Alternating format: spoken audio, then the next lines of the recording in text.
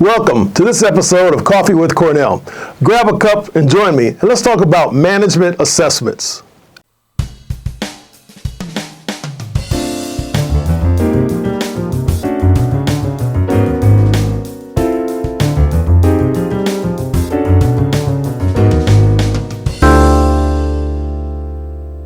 Management assessments are the way in which you evaluate your managers and your team. Managers represent a critical component to everything you do in your organization. Why? Because managers are responsible for the transmittal of information throughout your organization in order to keep your organization running smoothly. They have information regarding resource allocation, regarding opportunities, regarding situations that didn't go as planned, the whole concept. As well as most specifically, managers are directly responsible for the passing on of the culture of your organization, which is key for the growth of your organization and its success. So it's important then to have an assessment of those managers.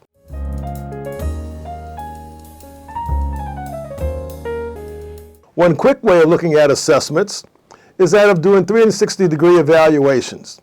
As indicated, that means that who are the persons around the manager who can start to have input in regards to how the manager is performing. Those certainly above the manager, those peer managers that the manager is working with, and those persons who report to that manager. The other component is, other than the specific detailed business specifications associated with giving managers responsibility, be they production units or contracts fulfilled or sales as one of the key ones. Those other components are also some soft components in regards to personnel, perhaps accounts receivable. Personnel being perhaps one of the more key. Because at this point in time, unless you have managers who are working hard with developing their talent, then you're going to be in trouble and you're not going to get the benefits to your organization.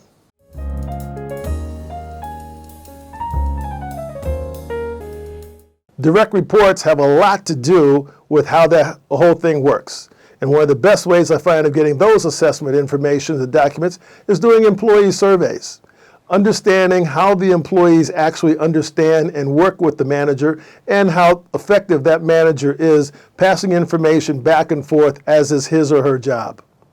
With those capabilities and those techniques, and there's certainly others, and there's others that may work better in your organization, be they open door policies or any of the number of various opportunities, suggestion boxes, for example, that are out there in your organization.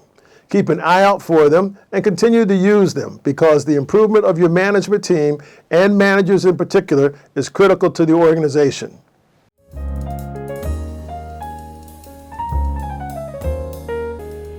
The benefits of having management assessments is really three big ones, and then there's a number of others you can consider. One of the ones is having better knowledge, not only in the part of the individual, but also of the team and the organization in regards to how managers are progressing. What additional work do they need? What additional training or development? We do not come here being good managers. Management, I contend, is something that is taught. Certainly within your environment and your perspective, you may have these different ideas that may help you. There may be personality types that may assist with that sort of thing, but in specific, there always can be improvement in regards to people who are managers just because of the way in which they interact with their teams, interact with their clients, interact with those around them.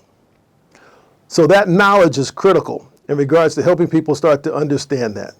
Based upon that knowledge, you can then provide feedback to that manager, so that he or she can then start to understand better what are the opportunities are out there for their improvement, what are the things they might want to change or modify in order to improve their relationship or interaction with your employees or the talent within your organization, and just how do they become better oriented and smoother in regards to their delivery, and more specifically, faster.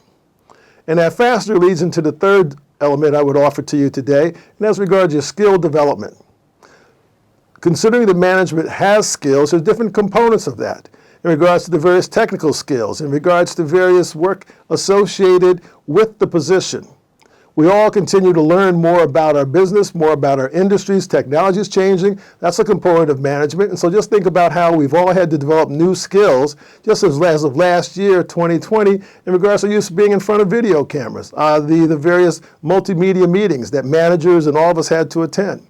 Look at that as being one small sliver in regards to a management skill that had to be developed, certainly on part of all of us, but for managers as well.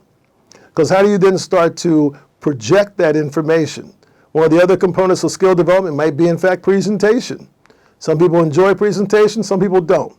Those are just two quick examples how that skill development starts to improve your manager's capabilities and their overall effectiveness to not only themselves, but to your organization.